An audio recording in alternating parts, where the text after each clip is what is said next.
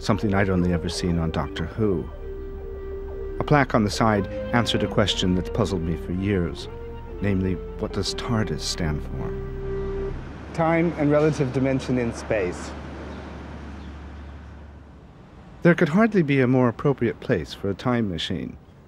If anywhere is likely to be the site of a revolutionary invention, Glasgow would be it. Few cities have given birth to more lasting innovations. Macadam for his roads, Dunlop for the rubber wheels to run along them, and before them, a man with quite clearly something on his mind. Steam. The young inventor concerned had just nipped into the park for a breath of fresh air on his way to lunch. A very important walk, for if Ironbridge was the birthplace of the Industrial Revolution, then this was the site of its conception. In 1765, James Watt, an instrument maker at Glasgow University, was walking on Glasgow Green when he got the idea for a separate condenser, whatever that is. It made the steam engine a practical proposition rather than just a kind of toy. In no time at all, Britain was an industrial powerhouse. Lucky for you, he wasn't just thinking about what he was going to have for lunch. for all its natural genius in invention, you might also add a genius for pathos. There's no denying that Glasgow, for all its rebirth, is a city that seems destined to always live on the brink. Within walking distance of the glorious Victorian centre are areas of harsh Ramsay Nesbitt realism. Govan on the southern bank of the Clyde. Govan, not a name to readily associate with tree-lined boulevards and cafe society. Society here meets in darker dens. I escaped the rain by nipping into a pub. I'm a great believer in pub life, in the way a pint of beer opens up conversations and friendships. The pub is the key to many a community in Britain, just as the church is in small-town America, the cafe in Paris, or the queue in Moscow. Here in 2 minutes of eavesdropping, you can find out all there is to know about the local culture. Or at least you could if you could understand a word they were saying. I had to guess. It went something along the lines of, up the road is one of the most outstanding art collections in Europe, with a particularly pleasing array of Etruscan artifacts. We were there again this morning. I was compelled to go. Glasgow was built on its industry and the fact that it faced the right way. Here was one of the great ports for the New World, and great ports required great ships. The industry will never see its like again. The now clean and mild waters of the Clyde once launched fleets of merchantmen and huge liners. Almost greater than the ships were the ship owners, men like Sir William Burrell, for whom the word guile could almost have been coined. He made his fortune from selling his fleet when the market was about to fall, getting new ships built at recession prices, and being up and running for the good times. The last time he sold his fleet, he retired and spent his money amassing one of the finest private accumulations of art in Britain. Burrell gave the collection to the city in 1944, and for the next 39 years it lay locked away in crates, in warehouses and storerooms, while the local authorities dithered and argued over where to display it. Its fate could almost be a metaphor for the city itself. Finally, in 1983, the new Burrell Collection was opened. It is without question Glasgow's glory. Burrell collected some 8,000 pieces in his lifetime, of which only about 3,000 are on display in the museum. It doesn't seem like such a large number, but believe me, it's more than one person can take in a single visit. Burrell was as astute with his art as he was with his ships. He bought this figurine for £32 10 shillings. I bet it'd be worth at least twice that now. I often play a game with myself in museums. It helps me focus when there's so much to see. I imagine that as a reward for being such a tremendously splendid fellow, the authorities have decided to give me one item of my choice. The proviso is it must only be taken for its aesthetic value. That said, there was one object which caught my eye. I'm told that a couple saw this Ming vase on a visit and realized that it looked uncannily like one that they had just inherited from a grandparent and which they were intending to turn into a table lamp. So they decided to have it valued. The upshot is that it sold at auction for £750,000. Burrell paid £85 for this one. It doesn't bear thinking about. And what would Burrell have made of these paintings? Very little, I expect. The simple works of the once famous pitmen painters of Ashington are a record of a half-century of everyday life in a pit village. A night at the social club, working down the pits, going to the shops, or here indulging their passion for whippets. Afterwards, they raced them. In 1934, a group of miners, most of whom had never painted before, some of whom had never seen a real painting, formed a club that they called the Ashington Group. Before long, their efforts attracted attention and then fame. Exhibitions of their work were held in London and other leading cities, and critics treated them seriously. In the post-war years, however, their numbers began slowly but inexorably to decline. In 1982, they received a notice that the ground rent on their hut was to be raised to £14 a year from 50p. That, and a quarterly charge of £7 for electricity, was more than the club could bear. By this time, the colliery where they had all worked had also become history. In 1981, 7 years short of its 100th anniversary, Woodhorn Colliery was closed. Once it had been one of 200 pits in Northumberland, and of some 3,000 in the country as a whole.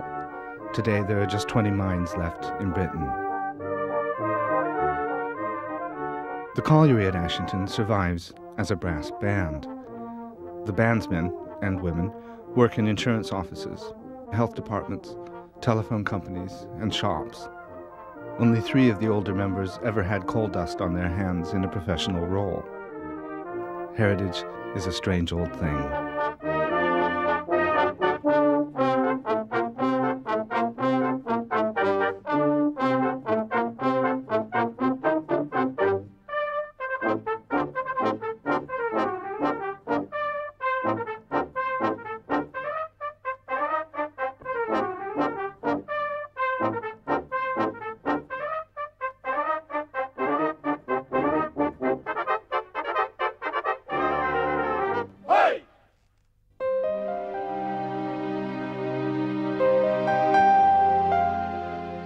I don't understand most things.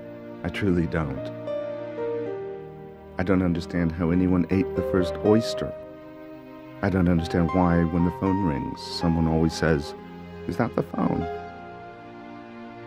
I don't understand why the more hair I lose off the top of my head, the more grows in my nostrils. I don't understand why the less leather there is in a woman's shoe, the more it costs. I don't know why when you go away on holiday there's always a heat wave at home.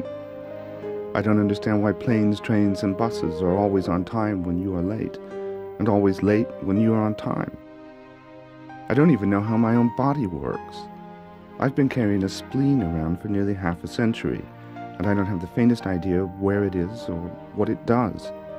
I wouldn't know my own endocrine glands if they reached out and goosed me. I do know that when I look at the British countryside, it's very beautiful, but I don't know how it got that way. Writer and adventurer Redmond OHanlon knows more about what makes the British landscape than anyone I know. Something I've always wondered is why are all the geological terms British? Oh, well, the whole of biology and geology, and you could say science at a pinch, began in England. It began looking at a landscape just like this. Really? Rolling, gentle chalkland. And it was a world that was started officially in 1802 by the Archdeacon of Carlisle, William Paley, who wrote a book called Natural Theology. And it goes, look, God made everything. So if you want to come close to God and understand his ways, all you have to do is study his creation. It meant that all the parsons in the parish could happily get on collecting insects. If God made everything, then you made a series of collections of earwigs, birds' eggs, everything got classified. And it was part of religion. It was much more fun than going to visit your parishioners. It's a theology born in a garden, really. And the tragedy of it all was that when the Origin came out in 1859, the only people who were really qualified to understand the argument were the very people that were psychologically destroyed by it. You know, this gentle landscape, we're looking at a tragedy in the 1860s, suicide rate amongst clergymen.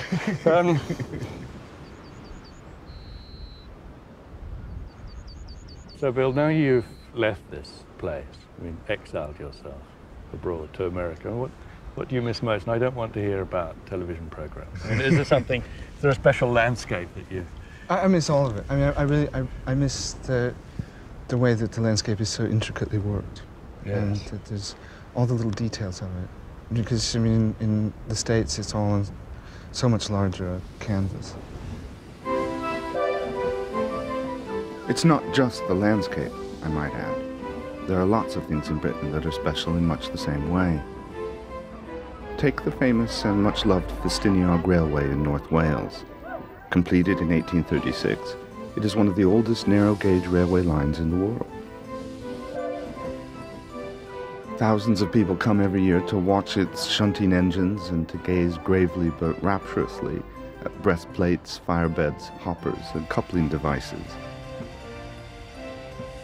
But there are people in the world who can get genuinely excited about boiler pressures and camshaft ratios will forever be a source of wonder to me. Me, I like the Festiniog Railway not so much for how it works as for what it represents, namely a certain knack by the British for being ingenious and sensible at the same time.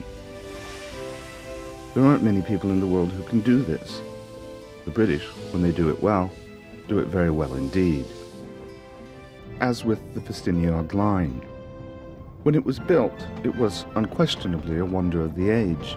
It was progressive and modern and scientific, and it brought significant economic benefits to the region. But it also represented a more general improvement. It brought a touch of class and elegance to the mountainous terrain through which it passed. It was a gleaming symbol of progress, but it was also just nice. The little bridges and viaducts and out-of-the-way stations didn't overwhelm their setting. They snuggled into it. In fact, they complete it. The Festiniog Railway was nice to look at and ride on then. It's nice to look at and ride on now.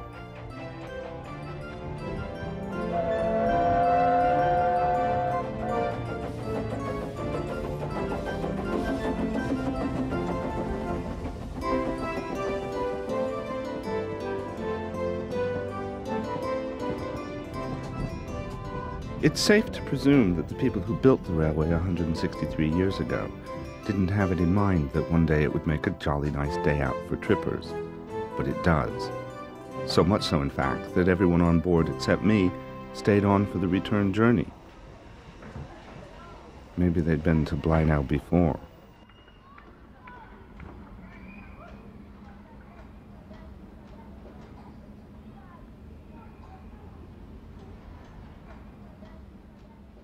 The Festiniog Railway was built to serve the slate industry, which is not, it must be said, the tidiest of enterprises. The village of Blynow stands in a steep defile, surrounded by massive, unearthly heaps of rejected slate.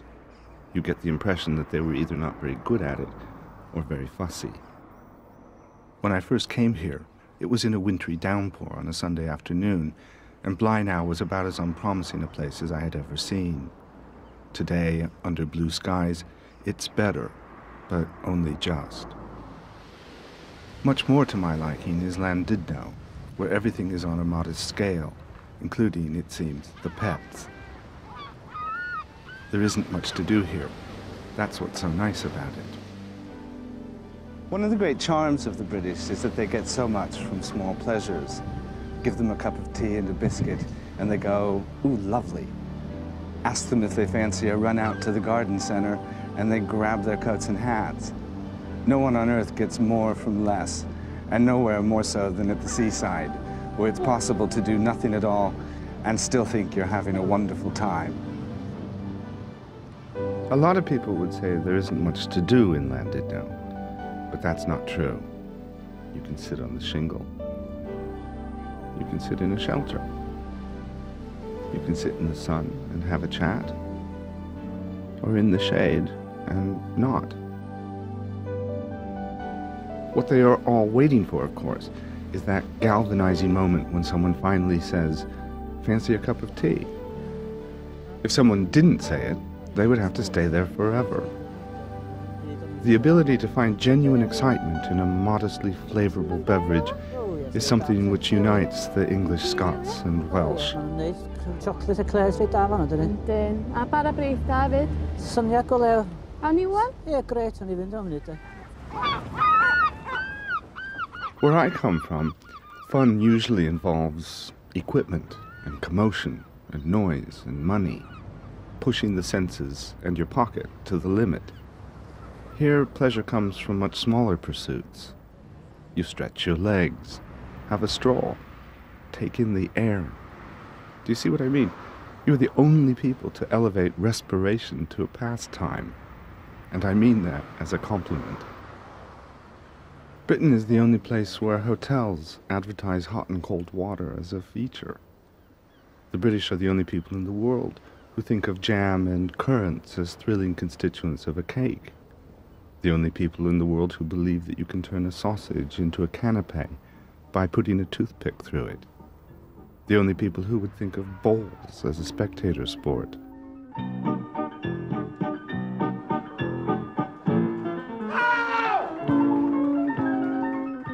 It would be unkind of me to say that they are the only people in the world who could possibly be entertained by a man passing a candle through his forearm, or nicking a lady's handbag and hiding it on the other side of the room. But it is so. And here's the really strange thing. I love it.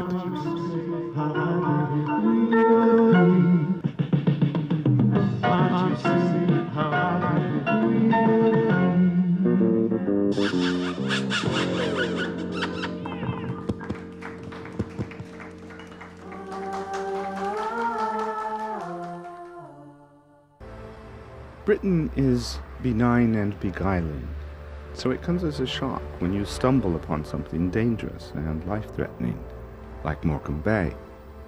It doesn't look particularly treacherous, but it's not somewhere to stretch your legs alone.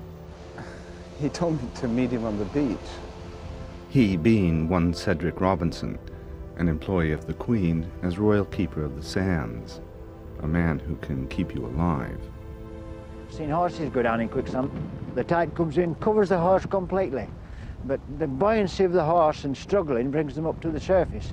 Then they swim out to the side. Wow. It's wonderful, really, that they can do that, but you can't do that with the tractor, you see. They just go farther down. So have you seen tractors go under? Oh yes, in my lifetime I've seen several. One gorgeous moonlight night I was out in the bay, and a fisherman was following behind, and he went in what we call the Melgrave, and well, we've never seen that tractor again. But out on the bed like this, as we're looking, dry sand like this could still be quicksands. Really? And you But if I just started walking in here and discovered I was in quicksand, could I scamper out again, or would I get... Well, the thing, if you find yourself on quicksand and you find yourself going in, the thing is to spread your weight, lie flat, and by doing that you'll escape going down. But if you're just to stand there and freeze, that's when the trouble is, you would go straight down. Really? Quite a number of years ago, I was planning the route to bring Prince Philip across the Sound with horse and carriages.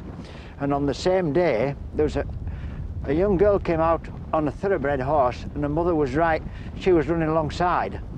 And they come to the river, crossed, because I'd marked it out and it was a shallow river, and then there was a stretch of sand just like this. And the day previously I'd been up that stretch of sand, all new sand. It was treacherous, one mass of quicksand. And this young lamb, they saw this lovely dry sand, they thought they would go for a gallop. And she shouted to her mother, "It's all right, Mum." I shouted and screamed my head off. I said, "Stop, stop." If they'd gone on, that would have been it. It would have gone right down. It would have been all day getting that horse out. But you see, it looked so safe with being dry. And I knew, you know, by being in the area the day previous, I knew that it wasn't. I got the message and wandered back behind Cedric, leaving the sands of Morecombe Bay to their own deceptively beautiful and dangerous secrets. As long as you don't go potholing during a rainstorm or scale Snowdon in carpet slippers in February, then there really are very few areas of natural danger in Britain. No Everglades, Death Valley, downtown Washington, D.C. The landscape doesn't overwhelm you with its power or size. Like British pleasures, its attractions are nicely small scale. Put the Thames down in North America and it wouldn't even make it into the top 100. And Ben Nevis, the highest mountain in Britain, would barely feature at all. New Hampshire alone has at least 8 peaks that are as high or higher. But that's not the point. This isn't about size or records. It's about being just right. That isn't to say there isn't grandeur in Britain. There's grandeur aplenty. It's just that it's on a more manageable scale. Let me put this in perspective for you. My new home in New England is closer to my old home in Yorkshire than it is to the most westerly point of the American mainland. From New Hampshire to Los Angeles is about the same distance as from London to Lagos. Here, people call their auto club for route maps and check their tire pressures before driving the sort of distances we would go to get a taco.